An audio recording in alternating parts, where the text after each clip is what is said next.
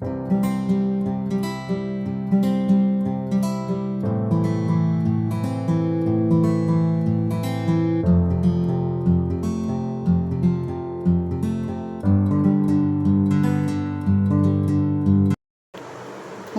சர்க்கரைவள்ளி கிழங்கு வச்சு வறுவல் செய்ய போகிறோம்.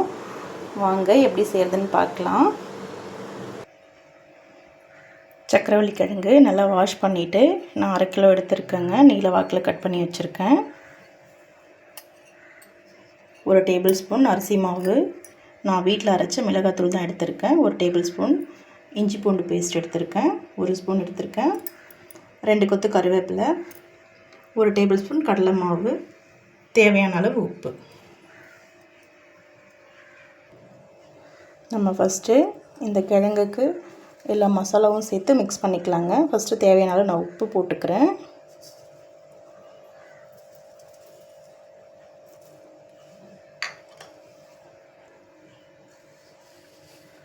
எடுத்து வச்சுருந்த மிளகாத்தூள், அரிசி மாவு, இஞ்சி பூண்டு பேஸ்ட்டுங்க, எடுத்து வச்சுருந்த கடலை மாவும் போட்டுக்கிறேன். எல்லாமே நல்லா மிக்ஸ் பண்ணி விட்டுக்கலாம்.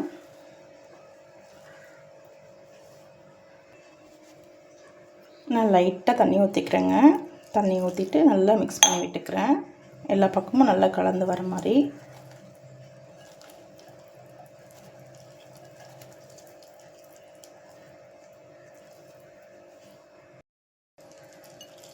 பாருங்கள், இந்த அளவுக்கு நல்லா மிக்ஸ் பண்ணிக்கணுங்க. மசாலா எல்லாமே கிழங்கோட நல்லா ஒட்டி வர மாதிரி தண்ணி லைட்டாக விட்டு மிக்ஸ் பண்ணிக்கோங்க. மிக்ஸ் பண்ணியாச்சுங்க. இது நல்லா ஒரு 5 மினிட்ஸ் நல்லா ஊறட்டும். 5 மினிட்ஸ் நல்லா ஊறிடுச்சிங்க. இப்போ நான் ஒரு கடாய் எடுத்துக்கிறேன். கடாய் எடுத்துகிட்டு ஸ்டவ் ஆன் பண்ணிக்கிறேன். கடாய் சூடாகட்டுங்க.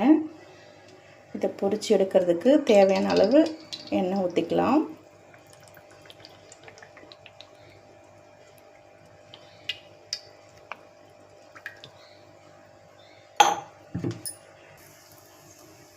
எண்ணெய் நல்லா சூடாகிடுச்சிங்க. இந்த ஸ்டேஜில் நம்ம மசாலாலாம் பிசைஞ்சு வச்சுருந்து சர்க்கரைவள்ளி கிழங்க ஒன்று ஒன்றா போட்டு எடுத்துக்கலாங்க.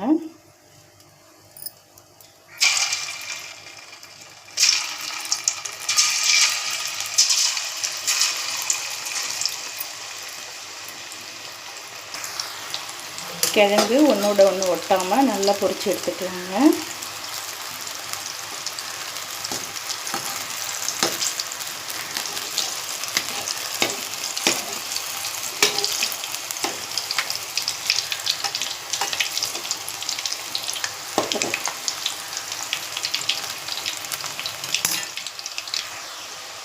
அடுப்பு நல்லா லோ ஃப்ளேமில் வச்சு வேகட்டும் விடுங்க. ஹை ஃப்ளேமில் வச்சிங்கன்னா ரொம்ப தீஞ்சு போயிடும். லோ ஃப்ளேமில் வச்சிங்கன்னா தான் நல்லா உள்ளே வெந்து வரும்.